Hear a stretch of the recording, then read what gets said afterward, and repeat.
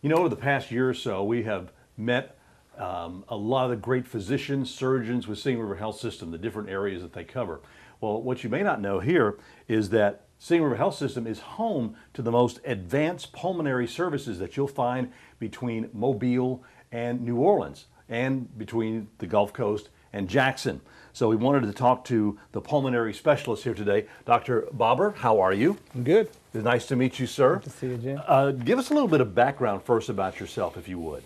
Well, I'm from Pakistan originally, and I did my medical school there. Came to Tucson, Arizona in, 1992, and did my residency, my fellowship. I went back to the university I trained at and served as faculty out there for 3 years. And then I got invited back to the University of Arizona, and I worked there for a year. And then I came down here to the coast, and I've been here for 16 years. Oh, wonderful. Well, we're glad to have you here. I'm just reading some of the wonderful things about Singing River Pulmonary Care. Has been awarded #1 in Mississippi for medical excellence and patient safety by CareChex for the last 5 years. Yeah. I mean, that's great. And as I was, you and I were talking earlier before we started this program, is that I've learned so many wonderful things about Singing River Health System, and where they have been like #1 or first in so many different areas that it's wonderful. And the great thing about it too is all the physicians like yourself and the surgeons, how you work together in your achievement. Talk about pulmonology. What is pulmonology?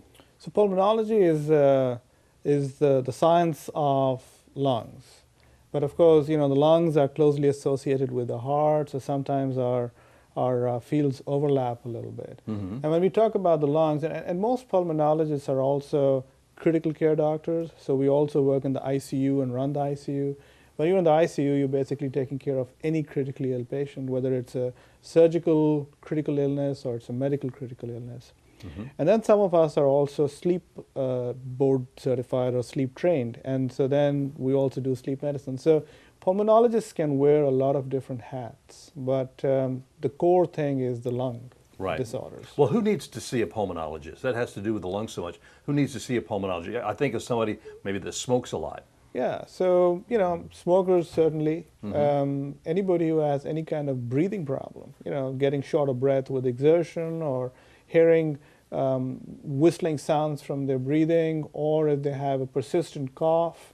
The other thing that we are now doing is screening for lung cancer. So whereas before we had no screening procedure for people who smoked, now once they hit 55 and if they've been a smoker for 20 years or more, we're doing an annual CT scan to look for early signs of cancer. It's like getting a mammogram, like women get a mammogram. Yeah. So those are the things we do that people should see us for. How do they get referred here?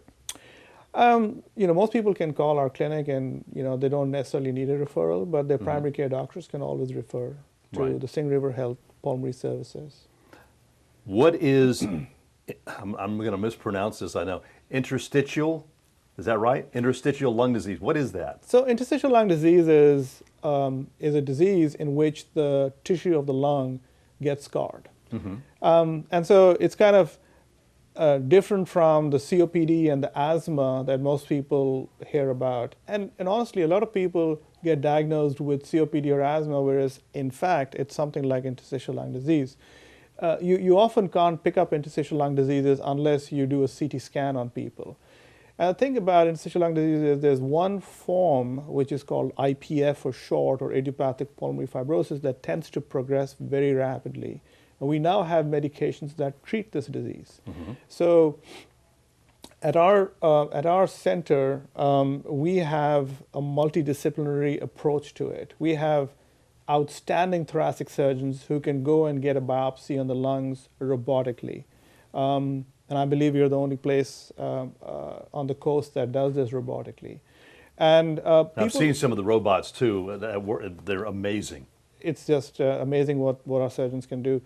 And then some people are either too sick to get the biopsy, or they don't want to go through a surgical biopsy, and that's when we can do other forms of testing. We can do genomic testing, or we can do something called cryobiopsy, and we're the first people on the coast to do either one. down here to make the diagnosis. So I think this is a place if somebody has that diagnosis to be seen.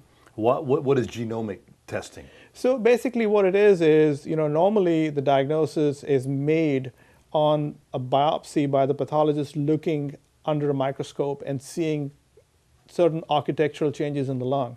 We don't always get that when we get small biopsies through a bronchoscope. And so the genomic testing is actually a way of checking for RNA signals in the biopsy where you don't actually have to see that architectural change, and you can make the diagnosis.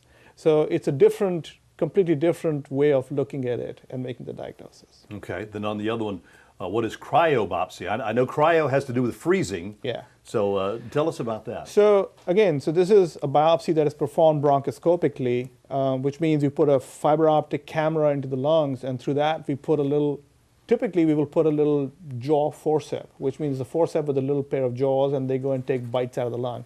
Problem is with that, we get small pieces, 1 to 2 millimeters in size, and our pathologist can often not make a diagnosis. With the cryobiopsy, what we do is we put up a little probe which has a frozen end, and it goes and sticks to the surface of the lung, and when we pull it back, we get about a 5 millimeter to 6 millimeter piece, a much bigger piece to make the diagnosis. So it's just another way of doing the biopsy, but it gives us bigger pieces. Talk about pulmonary hypertension, if you would, please. Pulmonary hypertension is something that is, I really think that is a center that we have down here that you're the only one on the coast that has it. We're the only one on the coast that does it. And we've been doing it. We'll be celebrating our 10-year anniversary. We've been running this center for 10 years.